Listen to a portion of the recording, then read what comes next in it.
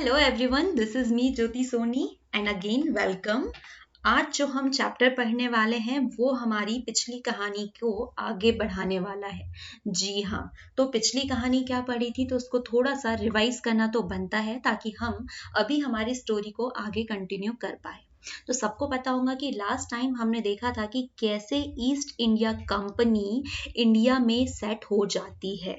सबको पता है कि हमारे यहाँ पर यूरोपियंस की एंट्री शुरू हो जाती है। ठीक है, अब यूरोपियंस आने लगते हैं। ठीक है, अब यूरोपियन आ गए हैं तो यूरोपियन सिर्फ एक या दो नहीं आते हैं, आपके पास बहुत सारे यूरोपियन आते हैं। सबसे पहले आते हैं पुर्तगीज, जिसमें से वास्को डी गामा ने सी रूट को खोज करके इंडिया में एंट्री की थी। और सबको पता है कि सी रूट में मतलब जब खोज के आया था तो वो केरल कालीकट में आया था और उसमें से भी एक स्पेशल नाम आता है कोप ऑफ गुड होप। ठीक है, वहां पर इन्होंने एंट्री की थी। फिर धीरे धीरे डच आए, डच के साथ में फिर इधर से कौन फ्रेंच आए, फ्रेंच के साथ में ब्रिटिशर्स भी आते हैं। लेकिन ब्रिटिशर्स क्या करते हैं कि इन सबको भगा करके इंडिया में अपना एकमेव अधिकार ले लेते हैं। ठीक है, सबको पता है कि इंडिया में आ जाते हैं और इसी के साथ में जब ब्रिटिशर्स आते हैं तो इन 1600 ये अपने साथ में ईस्ट इंडिया कंपनी को भी लेकर के आते हैं। सबको पता है ईस्ट इंडिया कंपनी के मोटिव्स क्या थे इंडिया में आने के, कि वो यहाँ पर ट्रेड करना चाहते थे और एलिजाबेथ से ये एक लेटर लेके आए थे कि यहाँ पर वो अपना ट्रेडिंग जो भी काम है रिलेटेड टू ट्रेड बिजनेस वो सारी चीजें कर सकते हैं। ठीक है, लेकिन उसके बाद में हम लोगों ने उन्हें इस तरीके से बताया, हमारी यूनिट दिखाई कि भाई आप सिर्फ ट्रेड नहीं कर सकते, आप यहाँ पे पॉलिटिकल राइट्स भी ले सकते हो, आप हम पे राज्य भी कर सकते हो, है ना। मतलब ये हमारी गलतियां थी जिसकी वजह से उन्हें लगा कि वो हमारे ऊपर हुक्म भी चला सकते हैं। तो बस ऐसे ही कुछ ईस्ट इंडिया कंपनी जो है वो यहाँ पर स्टैब्लिश हो गई और चलने लगी। अब ईस्ट इंडिया कंपनी इंडिया में आ चुकी है, तो अब इसके बाद में इंडिया के जो हालात है, जो चेंजेस है वो सारे देखना है। तो आज का हमारा जो चैप्टर है वो है rural life under British India. मतलब जब ब्रिटिशर्स जो है वो इंडिया आ चुके हैं तब हमारे रूरल पीपल्स की क्या हालत थी या हमारी रूरल लाइफ क्या थी। अब इम्पॉर्टेंट क्वेश्चन आता है दिमाग में कि हम रूरल लाइफ क्यों देख रहे हैं ब्रिटिशर्स में। तो भाई सबको पता है भारत सोने की चिड़िया थी, क्योंकि हमारे यहाँ पर बहुत सारे मसाले, हमारे यहाँ का एग्रीकल्चर बहुत ज्यादा मतलब फैला हुआ था। तो ऑब्वियस की बात है कि यहाँ से ने बहुत सारी जो सप्लाईज मिलने वाली है वो यहीं से मिलने वाली है। तो हमें रूरल लाइफ देखनी पड़ेंगी और ब्रिटिशर्स के साथ में बहुत सारे यहाँ पर चेंजेस भी होते हैं, तो वो सारी चीजें भी हमको यहीं पर देखनी पड़ेंगी। तो before we started the chapter हमें क्या करना है, यहाँ पे देख लेना है कि इस चैप्टर में इस चैप्टर में हमें क्या क्या चीजें पढ़नी है। तो न्यू लैंड रेवेन्यू सेटलमेंट, ठीक है, और उसके इम्पैक्ट देखने हैं। कमर्शियलाइजेशन ऑफ एग्रीकल्चर, फिर exploitation of the peasantry and revolve by the peasant and zamindar, ये सारी चीजें क्या क्या है। तो देखो यहाँ पर अब मैं आपको चीजें समझा दूं, क्योंकि अब हमें यहाँ पर एक लैंड रेवेन्यू वाला सिस्टम पढ़ना है। तो लैंड रेवेन्यू क्या है, सबको पता है कि जब हमने, एक सेकेंड मैं थोड़ी कोशिश जरूर कर सकती हूँ कि मेरी राइटिंग यहाँ पे बहुत अच्छी आए। एक्चुअली ऑन बोर्ड और ऑन पेन मेरी राइटिंग बहुत अच्छी है, बट ये यहाँ से जो पेन टैब से यूज करना होता है तो उसमें थोड़ा सेट नहीं होता। देखो सबको पता है जब हम लोगों ने मिडाइवल पढ़ा हुआ था, मतलब लास्ट क्लास में 7th में, और उसके पहले जब हमने एंशिएंट हिस्ट्री पढ़ी हुई थी, तो हर जगह हमें एक लैंड रेवेन्यू आया ही आया है। लैंड रेवेन्यू क्या होता है कि जितने भी पीजेंट्स होते हैं, फार्मर्स होते हैं, उन्हें अपनी जमीन का एक टैक्स जो है वो पे करना होता है, जो भी वहां पर जो भी हेड है उसको देना होता है। तो ये था लैंड रेवेन्यू। तो यही चीजें क्यों, क्योंकि अब जितने भी बेनिफिट्स है, सॉरी जो हेड है वो कौन बन चुका है, वो बन चुके हैं ब्रिटिश। ठीक है, तो अब हमें किसको पे करना होगा, अब हमें ब्रिटिशर्स को पे करना होगा। लेकिन चेंजेस ये होते हैं कि जब मुगल थे तो मुगल ने अपने हिसाब से लैंड रेवेन्यू लिया था।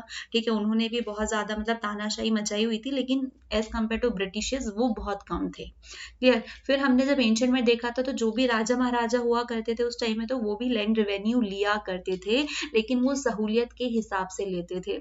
अब ब्रिटिशर्स आ चुके हैं तो ये लैंड रेवेन्यू लेने का ये अपने तरीके से अलग थ्योरीज बनाते हैं, अलग सेटलमेंट बनाते हैं, और हमें इस चैप्टर में वही सारी चीजें पढ़नी है।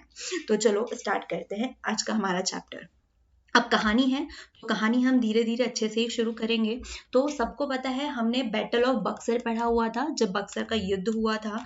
तो वो एक मतलब एक हिस्टोरिकल जीत थी ब्रिटिशर्स की, और वो इसीलिए क्योंकि उस बैटल के बाद में ही जो ब्रिटिशर्स है वो यहाँ पे परमानेंट तौर पे सेटल होना शुरू हो जाते हैं। क्योंकि प्लासी का जब युद्ध हुआ था तो वहां पर तो उन्होंने एक को ही हराया था, ठीक है, बंगाल के नवाब को। लेकिन जब बैटल ऑफ बक्सर होता वहां पर 3 लोगों को एक साथ वो हराते हैं, ठीक है। एक तो कौन सा, अवध के नवाब हो गए, फिर मुगल बादशाह हो गए, बंगाल का वो जो मीर जफर था उसको एक साथ में इन्होंने हरा दिया, सॉरी मीर कासिम। इन तीनों को एक साथ में इन्होंने हराया और वो यहाँ पर स्टेबल हो गए। तो अब इसके साथ में उन्हें क्या हुआ, बंगाल, बिहार और उड़ीसा, इन तीनों की दीवानी राइट्स जो होते हैं वो मिल गए। दीवानी राइट्स क्या हुए कि वहां से जो भी लैंड रेवेन्यू कलेक्ट करना होता है उसके उन्हें राइट मिल गए। अब राइट मिल गए तो क्या होगा कि अब यहाँ का जितना भी लैंड रेवेन्यू आता है तो वो तीनों कौन कलेक्ट करने वाले हैं, मतलब इनका जो लैंड रेवेन्यू वो कौन कलेक्ट करेगा, ब्रिटिशर्स। कहाँ का, बंगाल का, बिहार का और उड़ीसा का। क्यों, क्योंकि भैया तुम यहाँ का एरिया जीते हो, तुम्हें यहाँ के हमने दीवानी राइट्स दे दिए हैं। तो वहां के जो राजा महाराजा है, देखो लास्ट टाइम की जो स्टोरी हमने पढ़ी थी तो वहां पर भी ऐसा हुआ था ना, जो सेटलमेंट बीच में वो लोग सेट किया करते थे, जो संधिया होती थी, तो उसमें क्या कहते थे कि चलो हम तुम्हें अपने दीवानी राइट्स देते हैं। हमने लास्ट टाइम एक वीडियो, मतलब लास्ट टाइम वाले वीडियो में भी देखा था कि वो क्या कहते हैं कि जो भी वो पपेट रूलर सेट कर रहे हैं, ठीक है, जितने भी दीवानी राइट्स है, लैंड रेवेन्यू कलेक्ट करने का है, वो ब्रिटिशर्स ले लिया करते थे। और जितना भी फिर वहां का एडमिनिस्ट्रेटिव जो भी काम हुआ करते थे तो वो उनके पपेट किया करते थे, ये तो पता है। अब दीवानी राइट चले गए, लैंड रेवेन्यू चला गया, मतलब जितने भी सोर्स ऑफ इनकम है वो तो भाई इनके पास चले गए, है ना। ये भी चीज हमने पढ़ी थी कि ये सिर्फ एक कठपुतली बन के रह गए थे और इनके पास इतना भी पैसा नहीं था कि ये अपने साम्राज्य को एक सही वे में चला सके।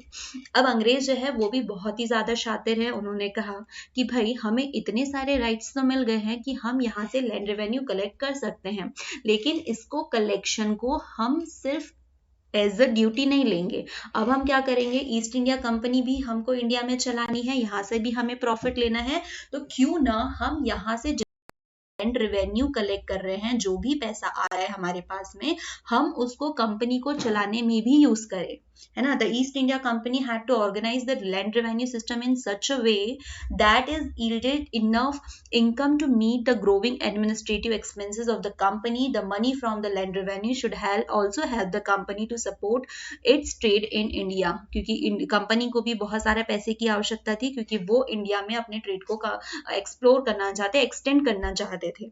तो जो भी उनको एक्स्ट्रा था तो उन्होंने हम ही को हथियार बना लिया कि लाओ आप ही का पैसा दो, हम आप ही के पैसे को लेकर के हम अपनी कंपनी को चलाने वाले हैं। तो ये तो इनकी साजिश, इनका षड्यंत्र जो भी कह ले वो तो सेट हो चुका है। तो अब इन्होंने क्या सोचा कि कलेक्शन तो लेना ही है, क्यों ना हम कुछ टेक्निक सेट की जाए जिसके थ्रू हम यहाँ से लैंड रेवेन्यू इनसे ले सके। तो ब्रिटिशर्स जो है, British introduce 3 land revenue settlement in India. अब ये 3 तरीके के सेटलमेंट, लैंड रेवेन्यू सेटलमेंट जो है वो इंडिया में इंट्रोड्यूस कराते हैं, जो हमें यहाँ पर पढ़ना है, इनके इम्पैक्ट पढ़ना है, इनकी डेफिनेशन और ये किस तरीके से काम करते हैं, ये सारी चीजें हमको इसमें देखनी है। तो जो पहला सेटलमेंट है वो क्या है, जमींदारी सिस्टम और permanent settlement in Bengal, Bihar and Orissa. तो जब हम इन चीजों को पढ़ेंगे तो हमें ये भी चीजें याद रखनी है कि जो भी सेटलमेंट था तो वो किस एरिया में इन्होंने चलाया था, है ना। क्योंकि इससे क्या याद रहेगा कि हमें वहां की चीजें और अच्छे से समझने को मिलेंगी और शायद एग्जामिनर आपसे ये भी पूछ सकता है। सेकेंड था ryotwari settlement in large part of southern and western India.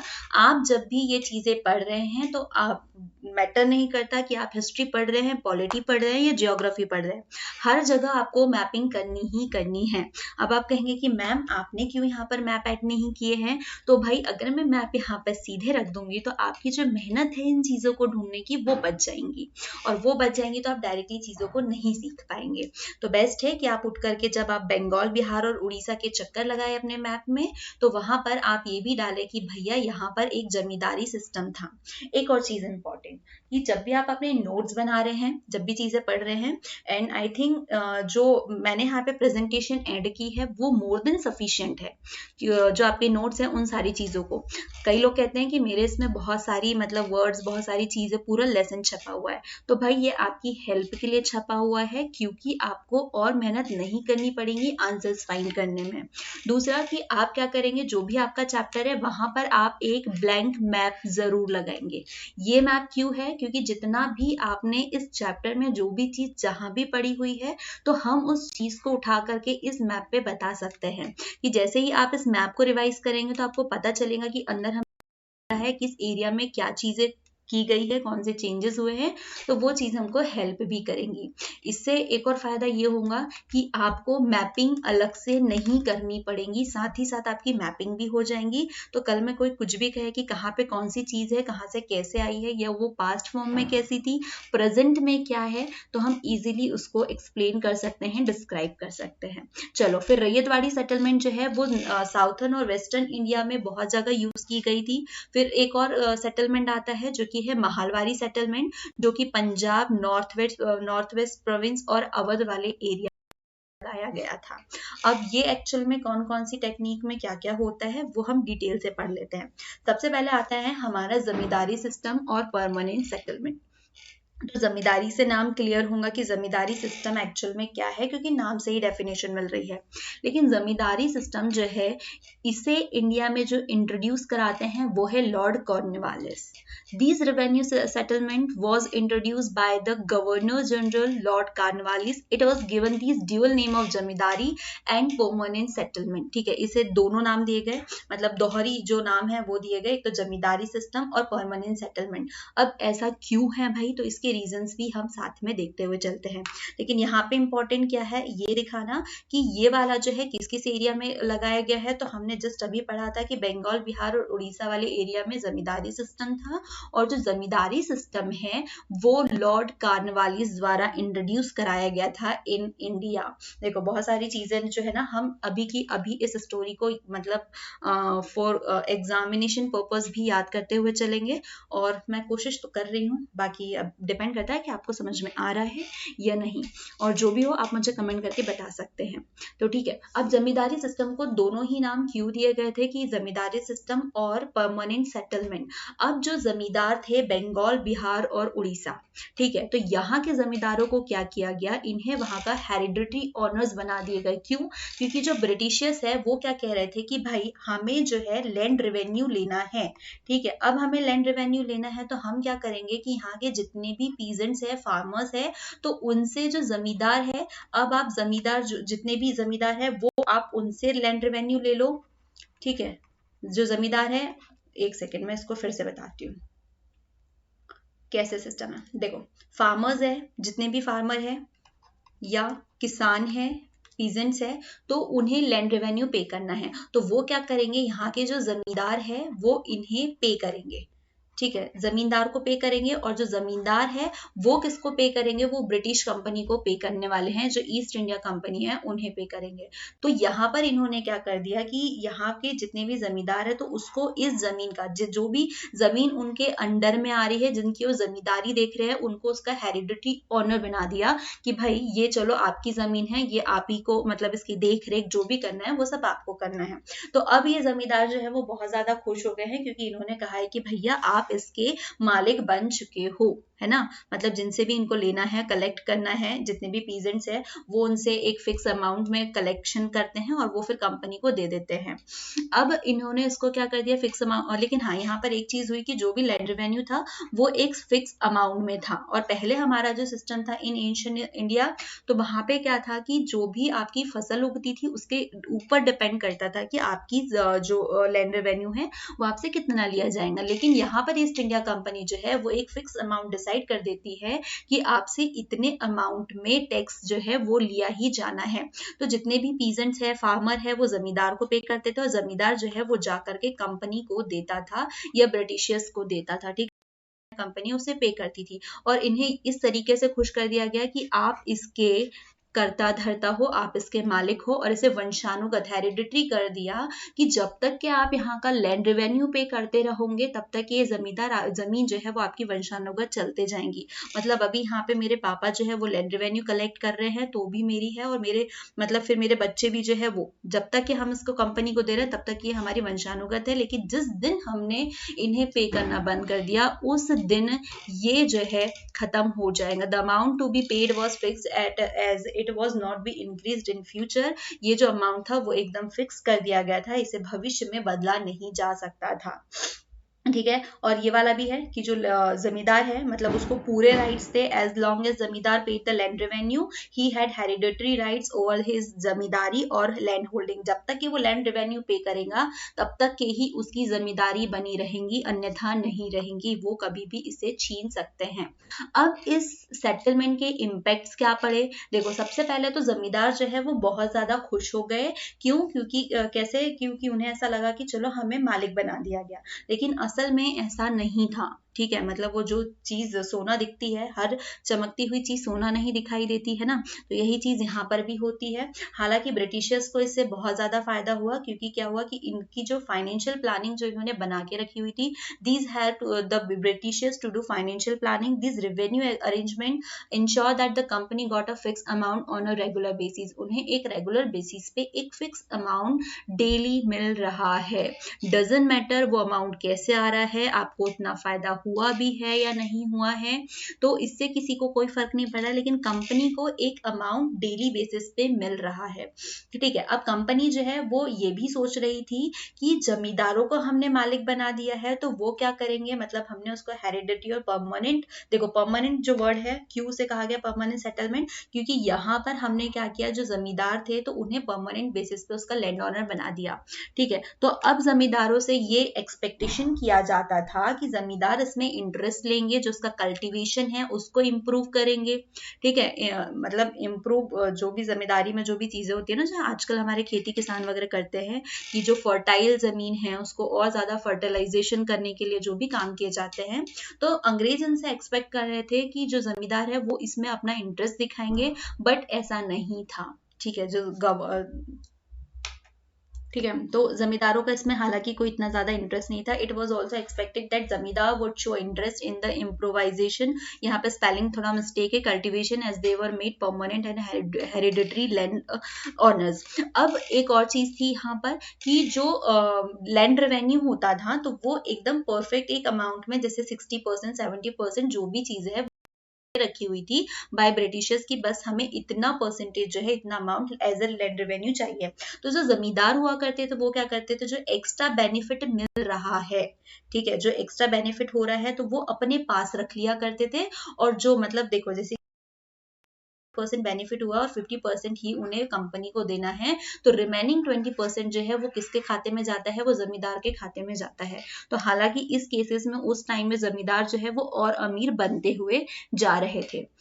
ठीक है। और सबसे ज्यादा तबाही किसकी हो रही थी, यहाँ के जो पीजेंट्स थे, जो फार्मर्स थे, इन सबका बहुत दुर्गति हो रही थी, क्योंकि इन्हें वो पे करने के लिए, क्योंकि टैक्स तो पे करना है, लैंड रेवेन्यू पे करना है, तो वो इसके लिए क्या करते थे कि वो जो मनी लेंडर्स हुआ करते थे, जो दूसरे जिनसे वो पैसा उधार ले करके फिर वो अपना टैक्स पे करते थे, है ना, इससे जो किसान है वो और ज्यादा उनकी दुर्गति चलती जा रही थी। अब जमींदार के साथ में एक और सीरियस प्रॉब्लम थी कि जो British had fix the land revenue at a very high rate and many zamindar could not pay that amount, but non payment of land revenue mean that the British could take over the zamindari and action it of many zamindar loss their zamindari, क्योंकि अब जो है उसका जो land revenue इसको पे करना है, जमींदार को ही पे करना है। लेकिन कई बार ऐसी कंडीशन क्रिएट हुई है कि जमींदार जो है वो एकदम जो हाई रेट मनी है, जो हाईली रेटेड जो अमाउंट फिक्स किया गया है वो पे नहीं कर पा रहे हैं।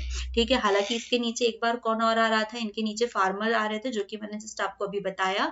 और यहाँ पर अगर जमींदार भी पे नहीं कर पा रहे हैं तो सिंपल सा है कि जब तक कि आप लैंड रेवेन्यू पे कर रहे हो तब तक कि आपकी जमींदारी बनी हुई है, और जिस दिन आपने लैंड रेवेन्यू पे करना बंद कर दिया उस दिन आपकी जमींदारी जो है वो कैंसिल हो जाएंगी। तो ये जमींदारी पे करने के लिए जमींदारों को दूसरों से उधार भी लेना पड़ता था, और कई बार उधारी भी ज्यादा बढ़ गई है तो इनकी जमीन जो है वो भी चली जाती थी, मतलब इनकी जमींदारी तो चली गई है और साथ ही साथ ये और ज्यादा मतलब घाटे में भी चले गए हैं।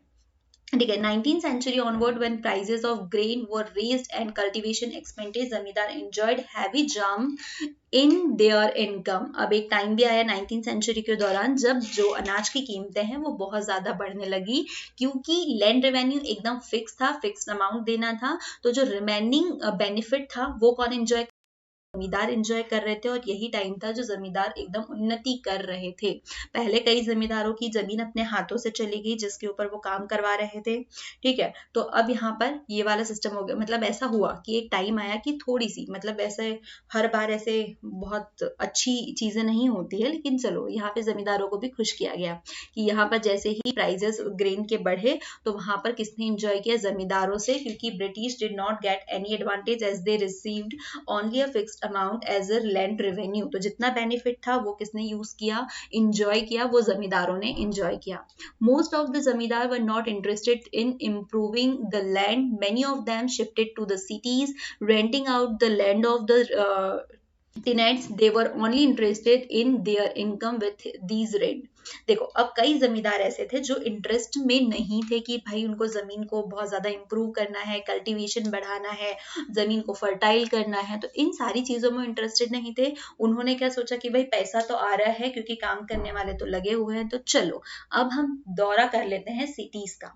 अब हम सिटीज जा रहे हैं और जब भी हमें यहाँ से लैंड रेवेन्यू लेना होगा तो हम वहां पे जाएंगे, वहां के पीजेंट से, फार्मर से वो रेवेन्यू लेंगे और कंपनी को दे देंगे, और जो बचा वाला है वो हम इंजॉय करेंगे। तो बहुत सारे जो जमींदार है वो सिटीज में शिफ्ट हो गए थे, और ऐसे जो जमींदार है उन्हें कहा जाता था एब्सेंटी लैंडलॉर्ड्स, क्योंकि वो मालिक है उस जमीन के, तो इन्हें एब्सेंटी लैंडलॉर्ड्स कहा जाता था, जो कि एक टाइम के लिए सिर्फ सिटी से आते थे, कलेक्शन करते थे और वो चले जाया करते थे। ठीक है, जमींदार, अच्छा जमींदारी की जो डेफिनेशन है एक्चुअल में क्या है कि जिन्होंने अपनी जमीन एज अ रेंट पर दी हुई है, जो लैंडलेस फार्मर्स होते हैं उन्हें, ठीक है, मतलब लैंडलेस फार्मर्स जो होते हैं किसानों को अपनी जमीन रेंट पे देते हैं ताकि वहां पर वो अपनी खेती कर सके, वहां से कल्टीवेट कर सके, और इसके बदले में उन्हें उनका रेंट पे करना होता था। ठीक है, आधी फसल दो, पैसा दो, जिस भी फॉर्म में उनका एग्रीमेंट हुआ है वो।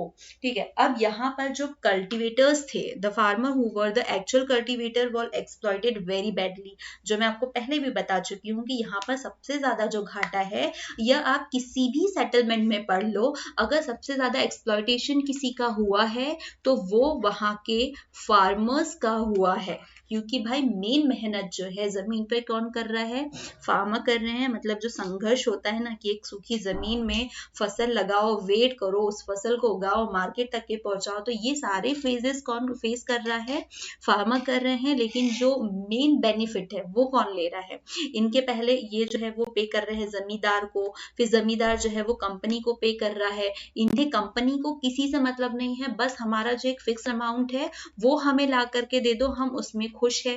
ठीक है, जमींदार को भी इनसे किसी से कोई मतलब नहीं है, बस आप हमें क्या कर दो, रेंट पे कर दो, बाकी जो भी प्रॉब्लम है वो फार्मर जो है वो फेस करते रहेंगे। तो इन्हें जो रेंट देना होता था जमींदारों को, तो कई बार वो उसको भी पे नहीं कर पाते थे, और इसके लिए वो मनी लेंडर्स से कुछ पैसा उधार लेते थे, और ये पैसा जो है वो कभी खत्म ही नहीं होता था, मतलब वो किसी इंटरेस्ट के ऊपर उनसे पैसे लेते थे, और ये साइकिल जो है वो कंटिन्यू पीढ़ी दर पीढ़ी जो है वो चलते रहता था। अगर आपको इसका बहुत अच्छा एग्जांपल देखना है तो आप मालगुडी डेज जरूर देखना, मतलब वो एक्चुअल पिक्चर प्रेजेंट करता है। हालांकि जो अभी जो जितनी भी मूवीज आ रही है, जितनी भी थिएटर्स में सारी चीजें लग रही है, सीरियल्स है, वो उतना अच्छा डिस्क्रिप्शन नहीं कर रहा है जितना अच्छा मालगुडी डेज में आपको इसकी रियल मूवी देखने को मिलेंगी। ओके, तो ये तो साइड वाला हो गया। तो जितने भी वाले तो वो हमेशा गरीबी के तले दबते जा रहे थे, क्योंकि इनके पास इतना हाई रेंट पे करने के लिए नहीं हो रहा था, क्योंकि खेती तो भाई ऊपर इंद्र भगवान के ऊपर डिपेंड करती है कि आपने अच्छी बारिश करा दी, अच्छा मौसम कर दिया तो खेतों में फसलें अच्छी लहराती है। ठीक है, तो अब इनके पास पैसा नहीं है तो वो क्या करते थे, मनी लेंडर से लोन लेते थे, और ये लोन तो कभी खत्म ही नहीं होता था, और उनकी प्रॉब्लम जो है वो हमेशा बढ़ती ही जाती थी। तो आई होप आपको जमींदारी टेक्निक जो है वो समझ में आई होंगी। एक बार मैं फटाफट इसको फिर से एक बार एक्सप्लेन कर दूं कि जमींदारी क्या होती है। तो जमींदारी मतलब जो जमींदारी सेटलमेंट था, तो उसमें क्या किया, कंपनी ने जो जमींदार थे उनको परमानेंट बेसिस पे उसका लैंड ऑनर बना दिया था, लैंडलॉर्ड बना दिया था, और हेरिडिटरी बना दिया था कि जब तक कि आप मतलब रेवेन्यू पे करोगे तब तक कि आप इसके मालिक बन जाओगे। और ये जमींदार जो है वो रेंट पे दूसरे फार्मर को पे करता था, मतलब दूसरे फार्मर से रेंट लेता था और वो लोग इसके ऊपर खेती करते थे। ठीक है, जिस दिन जमींदार ने लैंड रेवेन्यू देना बंद कर दिया, उस दिन जमींदार अपनी खेती जो जमीन है उससे हाथ धो लेता है। ठीक है, चलो अब हम आगे नेक्स्ट वाले पे बढ़ते हैं कि रैयतवाड़ी सेटलमेंट क्या था। तो सबसे पहले रैयतवाड़ी सेटलमेंट जो है वो थॉमस ने लाया हुआ था, इंडिया में इंट्रोड्यूस कराया था। और ये कहाँ किस एरिया में कराया था, तो जो साउथर्न एंड वेस्टर्न इंडिया के जो पार्ट है वहां पर इसे लाया गया था। तो अब यहाँ पे क्या होता है, the settlement was made directly with the actual cultivator और रैयत। ठीक है, रैयत जो है रैयतवाड़ी में, तो अभी यहाँ पर एक हमने अभी जमींदारी प्रथा देखी थी। तो जमींदारी में क्या हुआ था कि जो कंपनी है, ठीक है, कंपनी किससे ले रही है, कंपनी ले रही है जमींदार से, और जमींदार जो है वो ले रहा है फार्मर से या कल्टीवेटर से। ठीक है, वो रेवेन्यू से ले रहा है। लेकिन अब इन्होंने क्या किया, ये जो जमींदार था इसे इस स्टेप को स्किप्ड कर दिया और ये सीधे जो है वो फार्मर के पास जाएंगे, या जो कल्टीवेटर है, रैयत है, इनके पास जाते हैं सीधे, और इनसे वो जो इनको लैंड रेवेन्यू कलेक्ट करना है वो डायरेक्टली इसी से करते थे, है ना। British hope that the settlement would bring relief to the ryot as they would have a direct relationship with the government and there would be no middleman. अब उनको ऐसा उनका बिलीव था कि जब कोई दोनों के बीच में कोई भी मिडलमैन नहीं होगा तो शायद कुछ अच्छा रिलेशनशिप जो है वो मैनेज्ड हो जाए। तो अब इस रैयतवाड़ी के इफेक्ट क्या क्या हुए इसके ऊपर देखो। अब रैयत जो है रैयतवाड़ी में देखो, हालांकि वहां पर भी जो किसान है वही सबसे ज्यादा उनका दोहन हो रहा था, एक्सप्लॉइटेड हो रहे थे वो, यहाँ पर भी वही होते हैं। ठीक है, even though the ryot had to pay land revenue directly to the British, they were exploited, वो डायरेक्टली, क्योंकि देखो उन्हें चाहे जमींदार को देना हो चाहे उन्हें डायरेक्टली ब्रिटिशियर्स को देना है, मतलब के साथ होना है, क्योंकि उसको उन्हें पे करने के लिए देखो जमींदार को पे करना था तब भी उन्हें उधार लेना पड़ता था मनी लेंडर से, और अब इन्हें डायरेक्टली ब्रिटिशियर्स को देना है तब भी उन्हें उधार ही लेना पड़ता है। हालांकि जमींदार जो है इतनी ज्यादा क्रूरता नहीं दिखाते थे जितनी ब्रिटिशियर्स दिखाते हैं, कि अगर आपने पे नहीं किया तो आपको बस वो क्या उनका एक रस्सी होती है वो निकाला, पीटा, कभी उनको मतलब बहुत बुरी बुरी कंडीशन में उनको बहुत गंदी गंदी पनिशमेंट जो है वो दी जाती थी। ब्रिटिश जो है उन्होंने एकदम जो लैंड रेवेन्यू है वो फिक्स तो कर दिया था, लेकिन बहुत ज्यादा हाई रेटेड रखा हुआ था। अब ये देने में भी उनको दिक्कत होती थी, तो मतलब जो फिक्स्ड अमाउंट था, जो हाई रेटेड फिक्स अमाउंट था, तो रैयत जो थे मतलब जो कल्टीवेटर्स थे उनको अभी भी दूसरों से लोन लेना पड़ता था। ठीक है, often forced to take loans from the money lenders who cheated them and often took away their land। अब वो उनको चीट भी करते थे, क्योंकि जो मनी लेंडर्स है मतलब उनसे जो पैसा ले रहे हैं और वो पैसा कभी खत्म ही नहीं हो रहा है। ठीक है, मतलब ये पैसा उनका कभी मतलब जो भी अमाउंट पे वो लेते थे इंटरेस्ट के ऊपर लेते थे तो वो कभी खत्म ही नहीं होता था, और किसान जो है वो पे कर करके थक जाता है। और एक कंडीशन ऐसी आती है कि यहाँ पर ये जो मनी लेंडर है वो ये बोलता है कि भाई तूने तो पे नहीं किया, चल तेरी जमीन अब मेरी हुई, मतलब हो जाते थे कल्टीवेटर्स, इतनी गंदी उनकी दशा थी। unable to pay the land revenue, many peasants flee to the countryside and villages become disastered in many reasons। अब जब ऐसी कंडीशन आ रही है कि वो लैंड रेवेन्यू पे नहीं कर पा रहे हैं तो बहुत सारे लोग जो है वो गांव से चले गए, कई गांव एकदम खाली वीरान हो चुके थे। ठीक है, अब ब्रिटिशर्स को ऐसा लग रहा था, वो एक्सपेक्ट कर रहे थे कि एक नया सिस्टम आएगा जहां पर जितने भी पीजेंट्स हैं, जितने भी फार्मर्स हैं वो इंटरप्राइजिंग फार्मर बन जाएंगे। ठीक है, लेकिन ऐसा कुछ नहीं होता है कि मतलब उन्हें ऐसा लग रहा है कि कुछ बिजनेसेस स्टार्ट हो जाएंगे, कुछ उद्योग स्टार्ट हो जाएंगे, बट उनकी जो उम्मीद थी वो खरी नहीं उतरती है। इसके बाद में एक नेक्स्ट सेटलमेंट आता है और लास्ट सेटलमेंट है हमारा महालवाड़ी सेटलमेंट। अब महालवाड़ी सेटलमेंट जो है एक ब्रिटिशर्स ऑफिसर हॉल्ट मैगजीन ने मैकेंजी जो है इन्होंने शुरू किया था। और शुरू में ही हम पढ़ चुके हैं कि ये पंजाब नॉर्थ वेस्ट प्रोविंस जो है, अवध, इन वाले एरिया में महालवाड़ी व्यवस्था जो है वो शुरू की गई थी। अब महालवाड़ी जो सेटलमेंट है वो क्या होती है, देखो अब इसको समझते हैं। In the system was made with a group of villages collectively settlement called महल। अब देखो क्या हो रहा है कि जो पूरा की पूरा गांव है, ठीक है, मतलब इसमें क्या है, अ ग्रुप ऑफ विलेजेस, जो मतलब जैसे अभी इंडिपेंडेंटली लिया जा रहा है, ठीक है, मतलब इंडिपेंडेंटली हर एक किसान से लिया जा रहा है कि आपका लैंड रेवेन्यू लेना है, आपका लेना है, आपका लेना है और आपका लेना है। तो अब इसमें क्या किया गया कि ग्रुप में, गांव में जितने भी लोगों से लेना है उनका एक ग्रुप बना लिया गया और इस ग्रुप को कहा गया महाल। पहले क्या होता था कि जमींदार जो है वो हर एक एक से लेता था और हर एक से ले लेकर के किसको देता था, कंपनी को देता था। लेकिन अब यहाँ पर क्या किया गया कि जितने भी लोगों से लेना है उनका ग्रुप बनाया, गांव का ग्रुप बनाया और इन्हें कह दिया गया Mahalwari. The estimated revenue of each plot of land within the village was added up to calculate and revenue that each village president या महल had to pay। मतलब हर एक महल जो भी इसमें एडेड है, मतलब उसको हमने महल का, उसको वो लैंड रेवेन्यू पे करना होता था, उसके लिए एक सेट कर दिया गया था और ये उठा करके सीधे किसको दिया जाता था, कंपनी को। ठीक है, मतलब पहले क्या हुआ, पहले एक इंटरमीडिएट था, वो इंटरमीडिएट था जमींदार, जो जमींदारी प्रथा में था। फिर उसके बाद में हमारे पास रैयतवाड़ी आई, रैयतवाड़ी में कोई भी इंटरमीडिएट नहीं था। लेकिन फिर जैसे ही महालवाड़ी आती है तो उसमें क्या होता है कि जो group of villages collectively settlement जो था, ग्रुप ऑफ विलेजेस, तो उसे हमने महल कहा। और इसमें क्या हुआ कि सारा जो लैंड रेवेन्यू है वो कलेक्ट करके एक साल महल जो है वो किसको, कंपनी को दे दिया जाता था।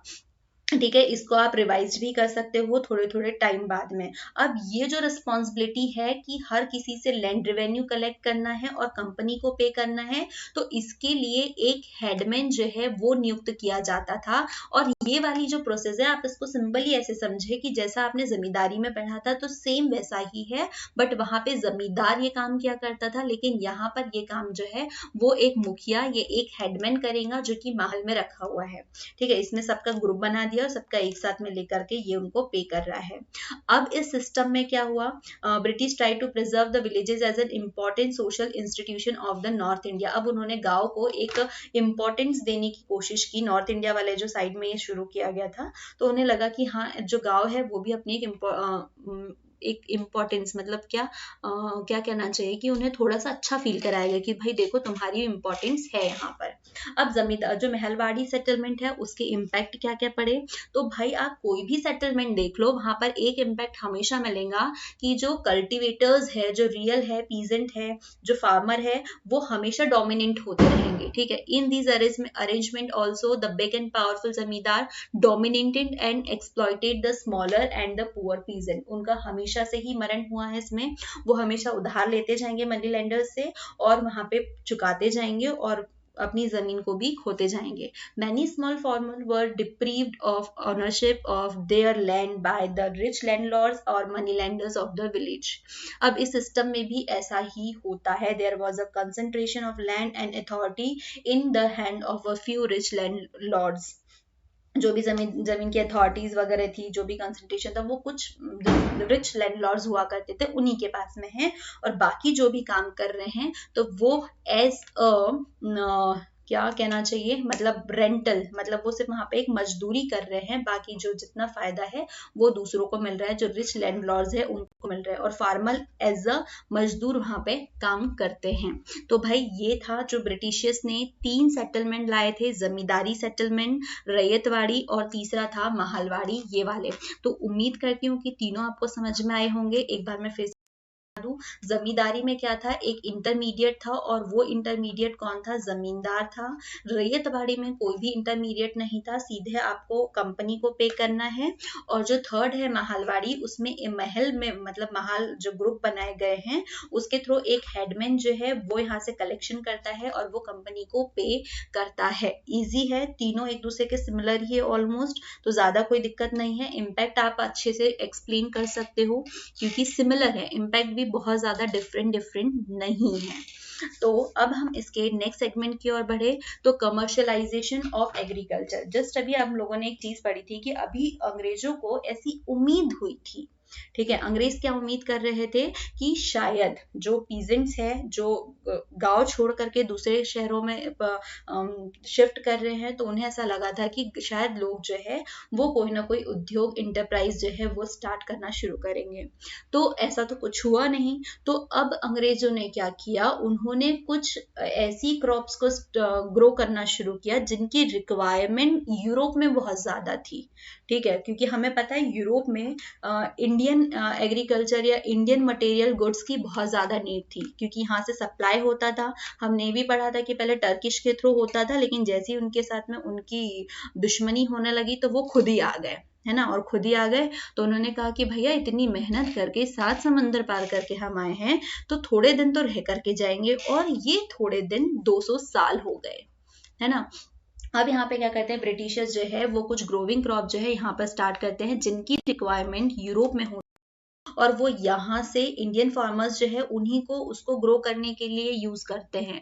अब वो क्या कहते हैं, मतलब हमें प्रेशर डालते हैं कि आप इन फसलों को उगाओ ताकि हम यहाँ से लेकर के बाहर बेचे, मतलब जबरदस्ती इन्हें इनकी फसल उगानी है। और कई फसल तो ऐसी हुआ करती थी जिससे कि जो फर्टाइल जमीन है उसकी जो गुणवत्ता है उसमें कमी होती थी, और प्रेशर की वजह से इन्हें वो चीजें उगानी ही पड़ती थी। तो इंडियन फार्मर्स को उन्होंने कुछ कैश क्रॉप्स जो है वो उगाना शुरू करा, जैसे इंडिगो था, cotton, raw silk, opium, paper, T, sugar, क्योंकि इन सब का जो सप्लाई है वो बाहर होता था। और पेपर तो सबको पता है कितना होता था, T, sugar, opium, raw silk, cotton, Indigo, ये सारी चीजों को वो उगाने के लिए उन्होंने थोड़ा फोर्स किया। Production of the cash crops enabled the British to make a lot of profit. अब उन्हें बहुत सारा प्रॉफिट भी बनाना था। अब यहाँ पर ब्रिटिशर्स का सबसे खतरनाक चेहरा तब हमें दिखाई देता है जब ब्रिटिशर्स जो है यहाँ पर ओपियम भी उगाने लगते हैं, ठीक है। ओपियम क्या कहना चाहिए, शायद एक टाइप का चरस या गांजा, मे बी वो हो सकता है। ओपियम का मतलब अफीम होता है, चलो ठीक है। तो अब ये क्या करते हैं कि ओपियम जो है वो उगाना शुरू कर देते हैं, और यहाँ पर भी इंडियंस को प्रेशर डालते हैं कि आपको इसकी फसल लेनी ही है। फिर दिक्कत वहां पर आती है कि जब चाइना जो है वो इसको ट्राई करता है रोकने का कि भाई ये इनलीगल है, हमको इसको रोकना है, क्योंकि जो ब्रिटिशर्स है वो इसकी सप्लाई चाइना में ही कर रहे होते हैं। तो जब वो उनको रोकने की कोशिश करते हैं तो ब्रिटिशर्स उनके खिलाफ एक वॉर डिक्लेयर कर देते हैं, और इस वॉर को ओपियम वॉर ही कहा जाता है। आगे चल के हम इसको और पढ़ेंगे। तो ओपियम वॉर समझ में आया कि क्या हुआ कि जब चाइना ने ओपियम की खेती को, एग्रीकल्चर को रोकने की कोशिश की, ताकि ये जो ट्रेड है, एक्चुअल में उन्होंने ट्रेड रोकने की कोशिश की, क्योंकि ये इनडायरेक्टली चाइना के साथ में ही कर रहे थे और ये इनलीगल था, ठीक है।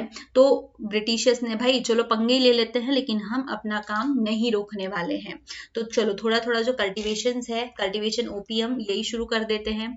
तो जो चाइना है, ब्रिटिश जो है वो चाइना से क्या खरीदता था, टी, ठीक है, लेकिन बदले में उसे क्या देता था, उन्हें वो सिल्वर सप्लाई करता था, है ना। The British bought tea from China and had to pay for it in silver. अब वो सिल्वर क्यों पे कर रहे हैं, उसके बदले हमारे यहाँ के जो फूड्स मतलब गुड्स थे, तो चाइना नहीं चाहता था कि वो वेस्टर्न से कोई दूसरे गुड्स ले, क्योंकि वो खुद इतना सेल्फ सफिशिएंट था कि वो खुद ही उसको ग्रो कर सकता था। तो इसलिए उसने क्या किया, टी के बदले में क्या दिया उनको, सिल्वर ले लिया।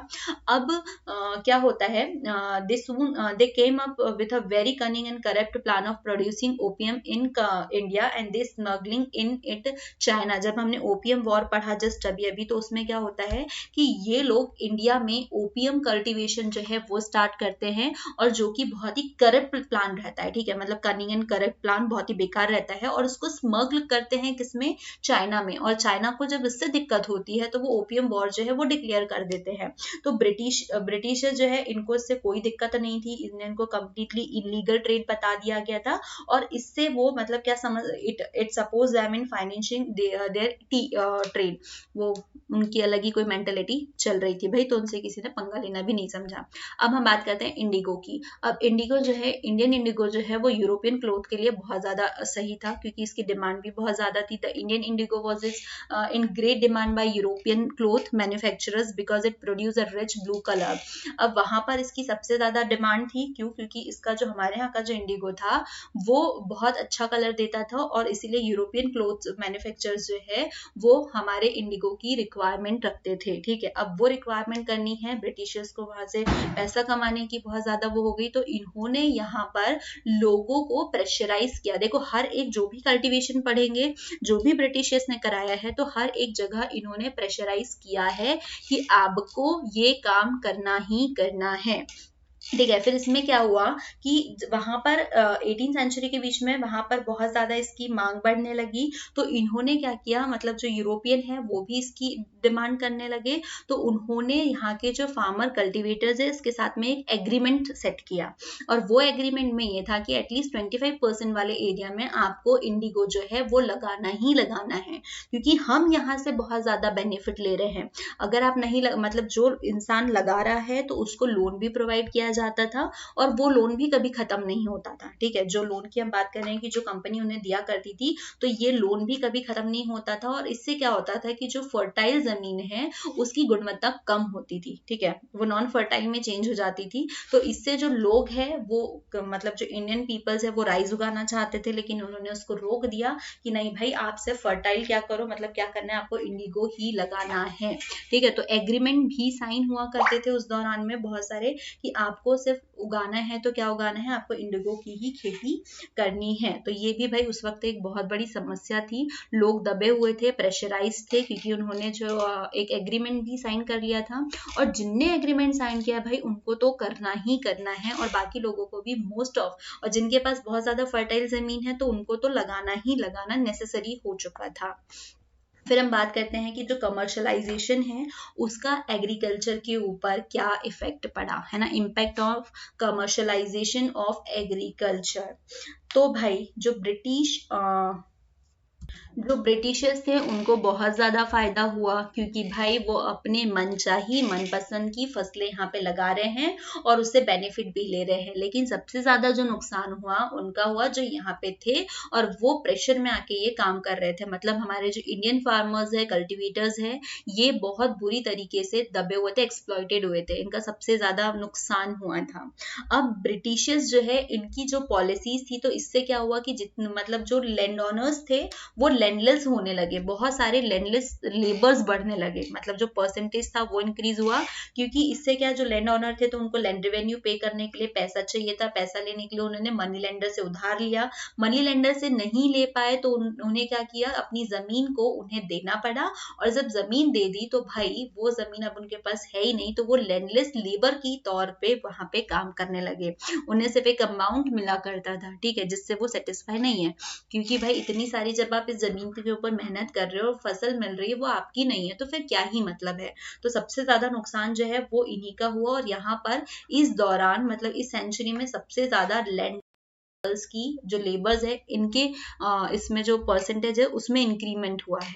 ठीक है, the Brit okay okay okay कहाँ थे हम लोग, okay, in case they fail to the pay rent the zamindar और land revenue to the government, they had to loss their land and were forced to work as landless labourers. ठीक है, जमीन चली गई तो उन्हें फोर्स किया जाता था कि अब आपको एज अ वर्कर यहाँ पे काम करना है, लेकिन करना जरूर है।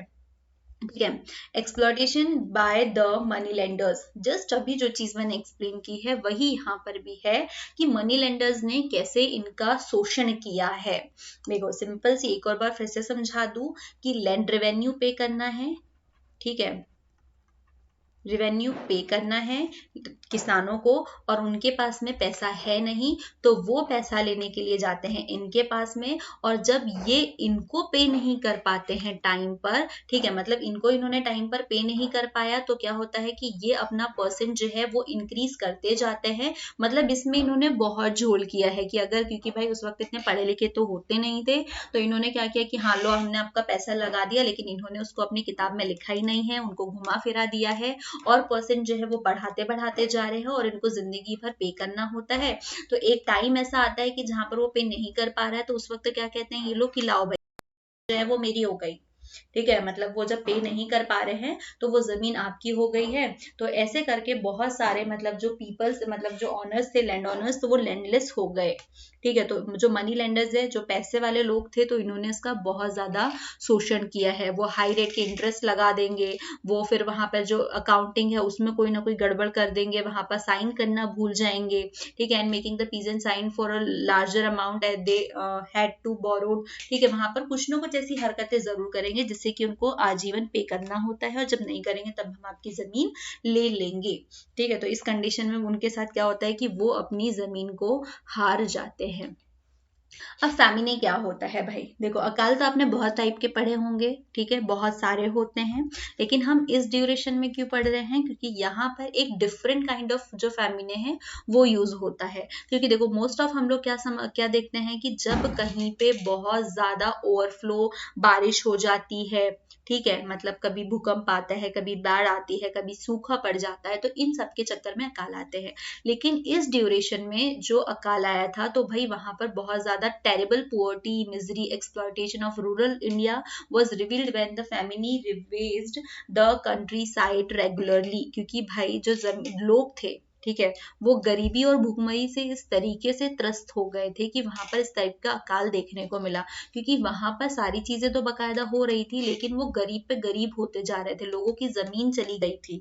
ठीक है, मतलब कुछ लोग थे उनकी जमीन जा चुकी थी, उनके पास खाने के लिए नहीं था, क्योंकि वो पे भी तो कर रहे हैं, तो पूरा अगर वो धार भी ले रहे हैं तो वो सीधे की सीधे उठा करके कंपनी को दे रहे हैं, है ना।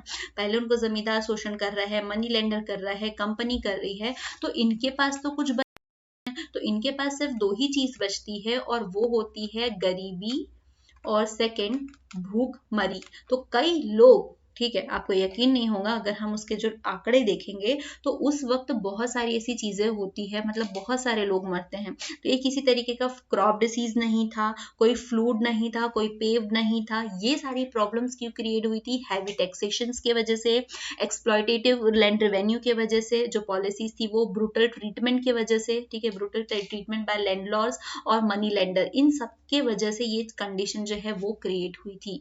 हालांकि ऐसा नहीं था कि बारिश नहीं हुई है तो खेती नहीं हुई है इसलिए फसल नहीं मिल रही है, सूखा पड़ गया है, ठीक है, बहुत ज्यादा बारिश हो गई इसलिए फसल खराब हो गई, ये सारी नहीं थी। यहाँ पर जो अकाल पड़ा था वो टोटली मैन मेड था, ठीक है, और जिसमें सबसे बड़ा क्रेडिट आप किसको दोगे, लैंडलॉर्ड्स को, मनी लेंडर्स को, कंपनी को। क्लियर। अगर चलो अब हम इसके थोड़े आंकड़ों के ऊपर भी बात कर लेते हैं। उस टाइम मद्रास, हैदराबाद, महाराष्ट्र और वेस्टर्न यूपी और पंजाब में, मतलब हम 1876 टू 78 की बात कर रहे हैं, 8 लाख लोग अपनी जान से हाथ धो चुके थे, ठीक है, ड्यू टू भूखमरी और गरीबी, इन सारी चीजों के वजह से, पोवर्टी और starvation which had taken root in India, जो कि आ चुका था। 1896 टू 97 के बीच में 45 लाख लोग यहाँ पे मरे हुए थे। फिर हम बात करते हैं बंगाल की, इन 1943 में तो 3 मिलियन पीपल्स जो है उन्होंने यहाँ पर अपनी जान दी थी इस चक्कर में, ठीक है। अब ये सारी चीजें क्यों हुई थी, क्योंकि यहाँ पर मतलब बहुत ज्यादा इनको टैक्सेशन देना पड़ रहा है, इनके पास खुद है नहीं। These famines and high losses of life indicate the extent of poverty and starvation which had taken root in India, जो इंडिया में गरीबी और भुखमरी प्रवेश कर चुकी थी। ये आंकड़े इस चीज को दर्शाते हैं। तो हम सोच सकते हैं कि आज हम जिस भी कंडीशन में हैं, हम कितनी बेहतर कंडीशन में हैं। एटलीस्ट हमने जब कोविड पीरियड देखा था, हालांकि हमने बहुत सारी न्यूज़ देखी थी कि कई लोग इस तरीके से मारे गए थे, लेकिन मोस्ट ऑफ द जो है वो सेफ और सिक्योर रहे हुए थे, ठीक है, मतलब बहुत कम फैमिलीज थी जिनके पास में कल का इंतजाम नहीं था। और उस वक्त हमें हमारे इंडिया का एक थोड़ा मतलब जो क्रूशियल फेस है वो भी देखने को मिला था कि हाँ बहुत सारे लोग इस हालात को फेस कर रहे हैं। लेकिन अब आप वहां पे कंपेयर कर सकते हो, हमारे यहाँ तो एक बीमारी आई थी इसीलिए ये चीजें हुई थी, लेकिन उस वक्त ऐसा कुछ नहीं था, तब भी लोगों को ये चीजें फेस करने को मिली थी। तो हमें एक ग्रेटिट्यूड होना चाहिए कि हम जिस भी कंडीशन में हैं, हम बहुत बेस्ट कंडीशन में हैं। चलो अब इतनी सारी चीजें हो गई है, लोग मर रहे हैं, इतनी भूखमरी फैल रही है, तो लोगों के बीच में थोड़ा आक्रोश तो आएगा ही आएगा। जी हाँ, अब बहुत सारे लोग जो है वो दुखी हो चुके थे, क्योंकि इतना लैंड रेवेन्यू पे करना है कि हमारे पास खाने के लिए चीजें नहीं है, हम इतनी मेहनत कर रहे हैं उसके बाद भी हमें कुछ चीजें नहीं मिल रही है। तो बस कुछ लोगों ने रिवॉर्ट करना शुरू कर दिया। ठीक है, जब वो लैंड रेवेन्यूज के तरीके से एक्सप्लॉइट हो रहे थे, जमींदार उनका शोषण कर रहे थे, जो मनी लेंडर्स है वो उन्हें परेशान कर रहे थे, तो इनसे त्रस्त कुछ लोग ने, मतलब जो पीजेंट्स थे उन लोगों ने, जितने किसान थे, फार्मर थे, तो उन लोगों ने इनके खिलाफ जो है वो आंदोलन शुरू कर दिया। ये आंदोलन जो है, तो केरला के जो किसान हैं उन्हें मोपला कहा जाता है। ठीक है, तो इसीलिए इसे मोपलास रिवॉल्ट कहा गया, क्योंकि वहां के जो किसान है उन्हें मोपला कहा है, तो उन्होंने इसकी शुरुआत की थी। और ये रिवॉल्ट जो है कब स्टार्ट हुआ था, Moplahs in the 1860s and 1870s due to the increasing burden of taxation. अब बहुत ज्यादा टैक्सेशन का बर्डन आ रहा था, क्योंकि हमारे पास खुद के लिए पैसा नहीं है और हम आपको मुंह मांगी कीमत कैसे दे, क्योंकि हाँ डिपेंड करता है, अगर हमारे पास फसल बहुत अच्छी हुई है तो हम पे कर सकते हैं, बट हमारे पास वो फसल भी नहीं हुई है, हम दूसरों से उधार लेकर के आपको पे कर रहे हैं, हमारे पास कुछ भी नहीं बचा है। तो लोगों ने एक टाइम तक के बहुत झेला, लेकिन जब सब्र का बांध टूट गया था, तब ये लोग जो है आक्रोशित हो गए और इन्होंने रिवॉल्ट कर दिया। तो ये किसान मोपलास कहलाते थे उस रीजन में, इसलिए इस रिवॉर्ड को मोपलास रिवॉर्ड जो है वो कहा गया। अब ये वाला जो है किसके अगेंस्ट था, जितने भी रिच लैंडलॉर्ड्स थे, क्योंकि हम डायरेक्टली पे कंपनी को नहीं कर रहे हैं, तो इन्होंने अपना रिवॉर्ड जो है मनी लेंडर्स के खिलाफ रखा, लैंडलॉर्ड्स के खिलाफ रखा, मतलब जो उसके मालिक हुआ करते थे, तो उन्हें उनको पे करना होता था, तो इन्होंने इसके खिलाफ रखा। अब इनकी मर्जी कि भाई आपकी मर्जी हो तो आप कंपनी के खिलाफ कर लो, लेकिन हम तो आपके खिलाफ करेंगे क्योंकि हम आपको पे कर रहे हैं। ठीक है, इन द मिडिल ऑफ अगस्त 1921 क्या होता है कि जितने भी रैयत होते हैं, एग्रियन रैयत जो होते हैं, उन्होंने भी यहाँ पर ये रिवॉर्ड जो है शुरू कर दिया। मतलब जो मुस्लिम पीजेंट्स थे वहां के, जो मोपला कहे जाते थे, तो उन्होंने भी जमींदार के खिलाफ ये रिवॉर्ड जो है शुरू कर दिया, और इसका थोड़ा रिजल्ट भी होता है शायद। ये रिवॉर्ड जो है बहुत ज्यादा वायलेंट हो चुका था। जब दक्कन के एरिया में देखे तो वहां के जो रैयत है वो लोग भी बहुत ज्यादा हैवी बर्डन जो है उनके ऊपर था ही था, तो वो लोग भी इसमें आ जाते हैं, और जब वो लोग इसमें आ जाते हैं तो बहुत सारी चीजें होती है, मतलब पूरा attacking the tacking the money lenders and जमींदार। अब ये लोग क्या करते हैं, उनके घर में जाकर के वहां पे आग लगा देते हैं, इनके अकाउंट बुक्स जला देते हैं। ठीक है, जितने भी इनके घर में अनाज रखे हुए हैं, जितने भी इनने जमींदार किसानों से लिया हुआ है, तो उन सारी चीजों को फिनिश कर देते हैं, क्योंकि गुस्सा जब हावी हो जाता है तो कोई क्या कर रहा है वो मैटर नहीं करता। तो जिस रिकॉर्ड बुक में इनके रिकॉर्ड्स रखे हुए थे कि हमने कितना लोन दिया है, कितना पे करना है, तो उन्होंने एक बार में ही उसे खत्म कर दिया। और कई लोगों ने तो, जो मनी लेंडर्स है, उनके घर में भी आग लगा दी, जिसमें कई सारे लोगों की जान भी जा चुकी थी। तो भाई ये था हमारा रूरल इंडिया इन ब्रिटिशर्स के राज में जो रूरल इंडिया था वो था। मतलब आप समझ सकते हो कि कितना ज्यादा खौफनाक था। क्यों खौफनाक था, क्योंकि यहाँ पे लोगों का जीना भी मुश्किल हो गया था, लोग गरीब पे गरीब होते जा रहे थे और अमीर वाले अमीर ही। लेकिन यहाँ पर एक टर्म और आती है कि हम कहेंगे कि जो इंटरमीडिएट्स थे, क्या वो बहुत ज्यादा खुश थे क्योंकि उनके पास पैसा आ रहा था, जो मनी लेंडर्स थे वो ज्यादा खुश थे उनके पास आ रहा था? तो भाई नहीं, हाँ वो खुश थे क्योंकि उनके पास पैसा था एज कम्पेयर टू अदर। ठीक है, उनके पास ज्यादा था, लेकिन कहीं ना कहीं ये लोग भी जो है एक्सप्लॉइटेड हो रहे थे बाय कंपनी मेंबर्स। ठीक है, क्योंकि कंपनी जो है वो इनसे ले रही है, तो इनके ऊपर प्रेशर रहेगा। तो कई जमींदार भी अपनी जमींदारी खो चुके थे, अपनी जमीन को बेच चुके थे, मतलब जो कंपनी है उन्होंने अपने हक में ले ली थी। तो बस इसी उम्मीद के साथ में कि आपको ये चैप्टर बहुत अच्छे से समझ में आया होगा। अगर कोई भी डाउट कहीं पे भी किसी भी तरीके का हो तो प्लीज कमेंट करिए। एज ऑलवेज मैं उसे कंप्लीट करने की कोशिश करूंगी।